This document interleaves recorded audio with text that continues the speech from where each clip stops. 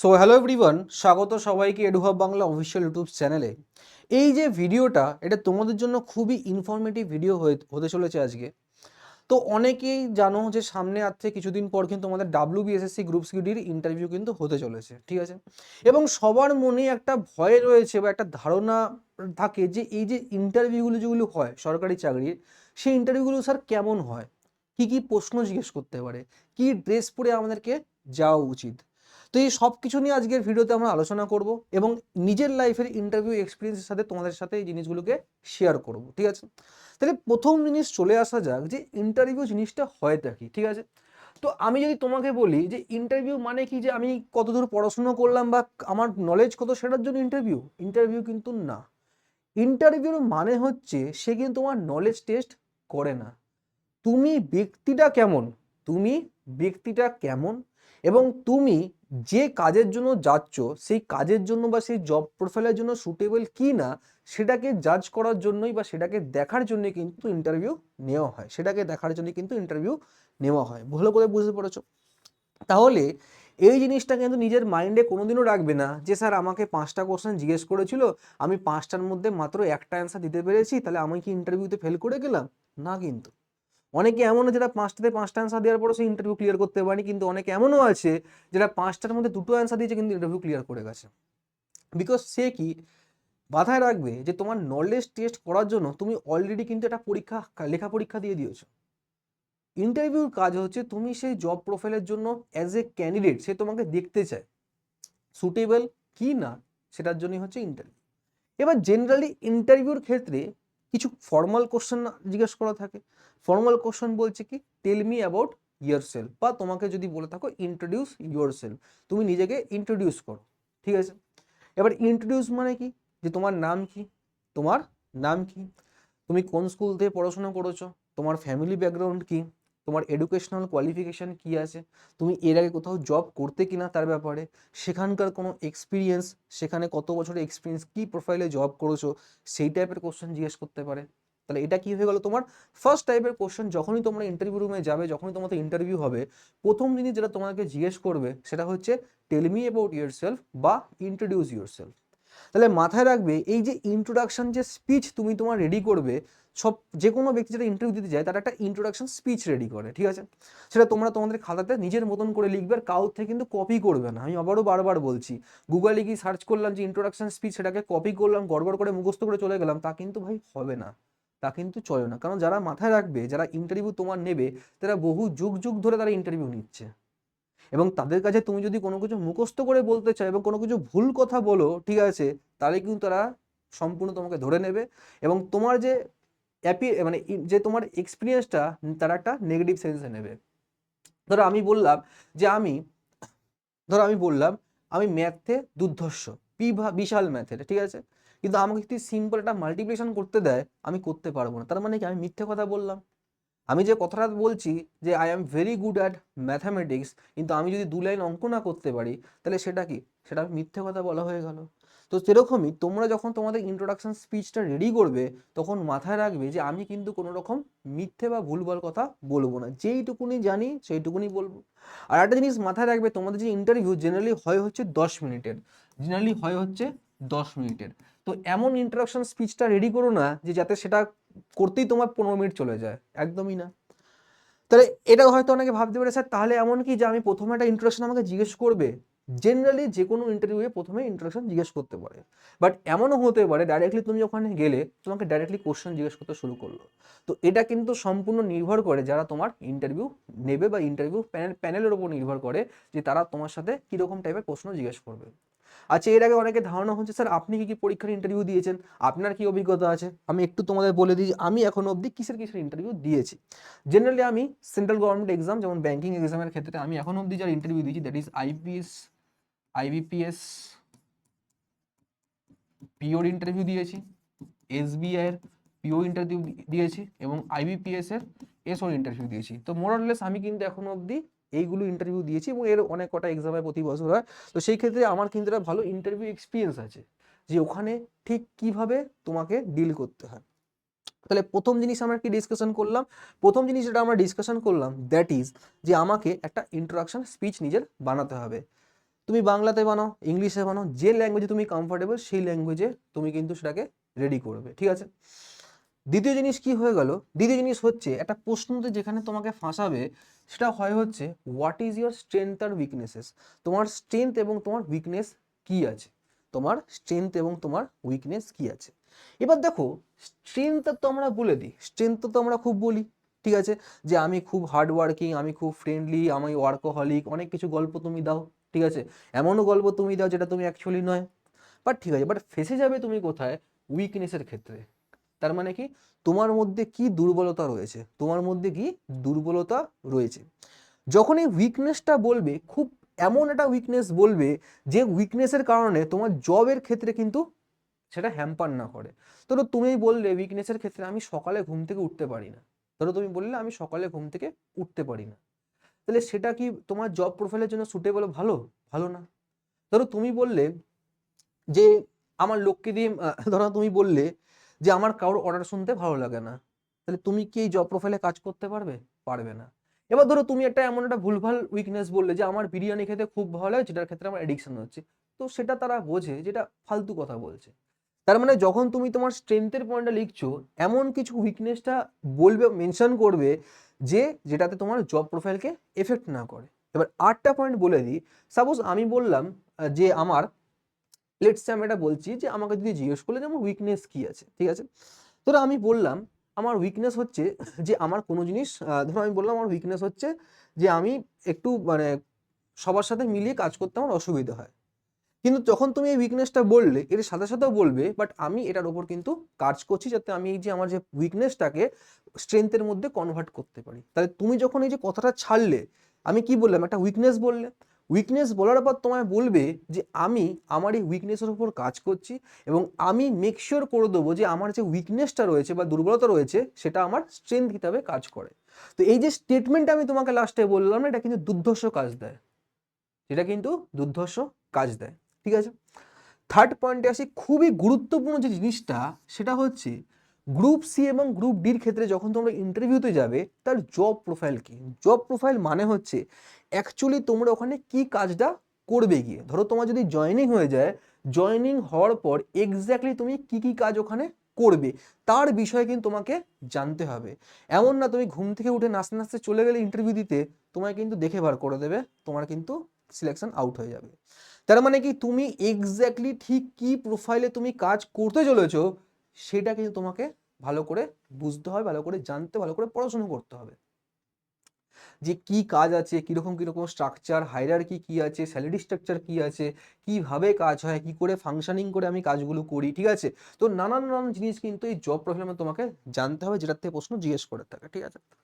Fourth point হচ্ছে basic knowledge. এবার দেখো এখানে একটা যে গল্প আছে, বেসিক নলেজ মানে কি, ধরো তোমাকে কোনো একটা প্রশ্ন জিজ্ঞেস করে, যা খুশি প্রশ্ন, ধরো তোমাকে বললো ইউগান্ডার প্রেসিডেন্টকে, ইউগান্ডার প্রেসিডেন্টকে জিজ্ঞেস করতে পারে, জেনারেল নলেজের মধ্যে পড়ছে।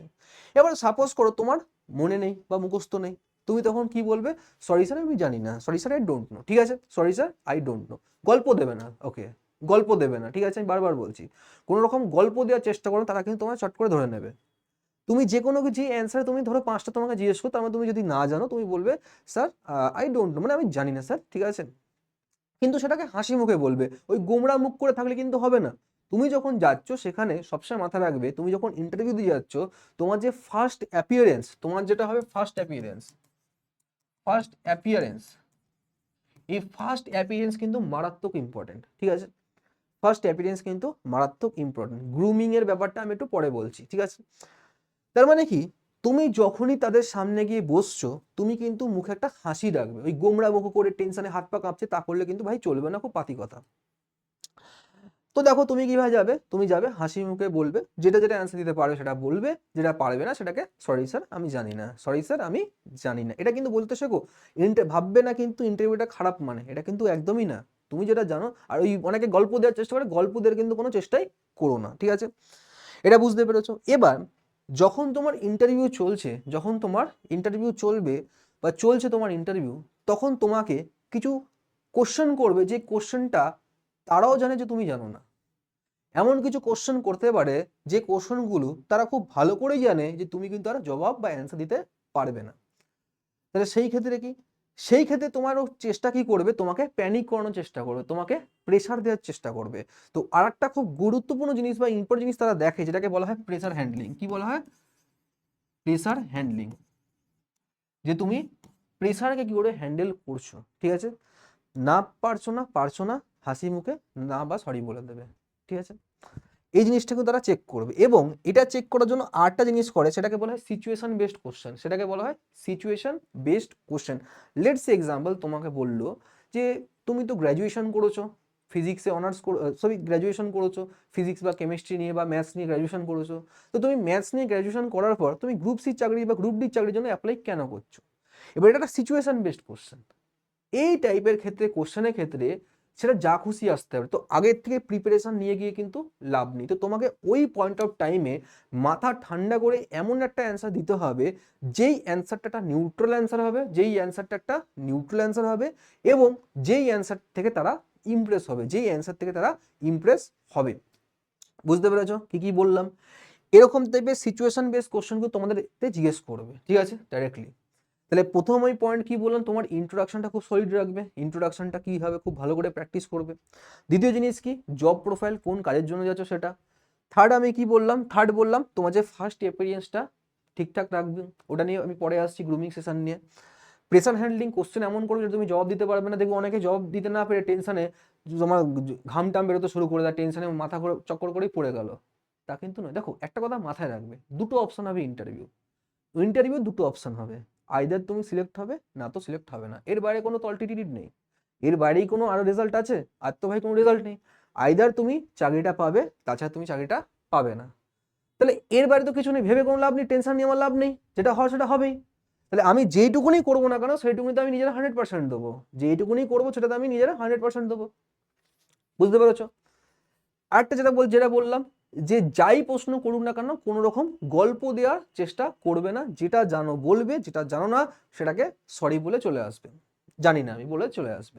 কিন্তু রাফ ভাবে না, একদম সফটলি পোলাইটলি তোমাকে কথা বলতে হবে। আচ্ছা, এবার যে জিনিসটা আসে সেটা হচ্ছে, অনেকের ধারণা থাকে যে ইন্টারভিউর ক্ষেত্রে আমি কোথা থেকে পড়াশোনা করবো বা কি পড়াশোনা করবো। দেখো একটা কথা বলি তোমাদেরকে, প্রশ্ন যা খুশি জিজ্ঞেস করতে পারে, প্রশ্নর কিন্তু কোনো লিমিটেশনস থাকে না, ঠিক আছে? প্রশ্নর কিন্তু লিমিটেশনস থাকে না। ধরো তোমাকে জিজ্ঞেস করলো এই নতুন আইফোন কি লঞ্চ হয়েছে, অনেকে হাসি পাচ্ছে যে কি এসব প্রশ্নই করে, ভাই করে, আমার ইন্টারভিউ এক্সপিরিয়েন্স আছে। তোমাকে জিজ্ঞেস করে তোমার বান্ধবী আছে, ঠিক আছে, এটাও কিন্তু প্রশ্ন করে, আমি ইন্টারভিউ দিয়ে এসেছি। যেরকম টাইপের খুশি সেরকম টাইপের কোশ্চেন করতে পারে। তো বেসিক যে জিনিসগুলো সেগুলো জানবে। এখন ধরো তোমাকে জিজ্ঞেস করলো ভারতের প্রধানমন্ত্রীর নাম কি, ওয়েস্ট বেঙ্গলের চিফ মিনিস্টারের নাম কি, উত্তরপ্রদেশের চিফ মিনিস্টারের নাম কি, সেটা যদি তুমি না বলতে পারো, সেটা তো খুবই খারাপ জিনিস একটা, তাহলে তোমার তো করাই উচিত না।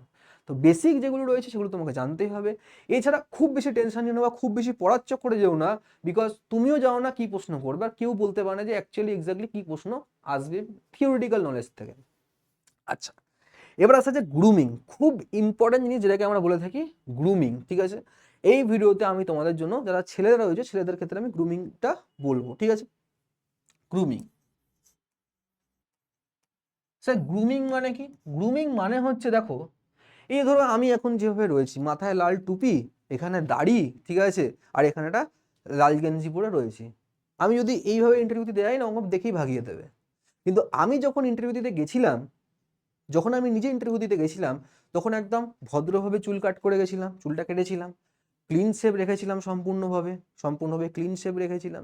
এবং যে ড্রেসটা পরে গেছিলাম সেটা ছিল সম্পূর্ণ ফর্মাল ড্রেস, তোমাকে পরে যেতে হবে। স্যার ফর্মাল ড্রেসের মধ্যে কীরকম প্যান্ট পরবো? এবার ধরো তুমি একটা শার্ট পরলে হলুদ রঙের, আর ফর্মাল প্যান্ট পরলে তুমি পিঙ্ক রঙের, তা কিন্তু নয়। তুমি যেটাই পরো না কেন, যেমন জেনারেলি কি হয়, স্কাই ব্লু কালার, হালকা নীলচে রঙের তুমি শার্ট পরতে পারো।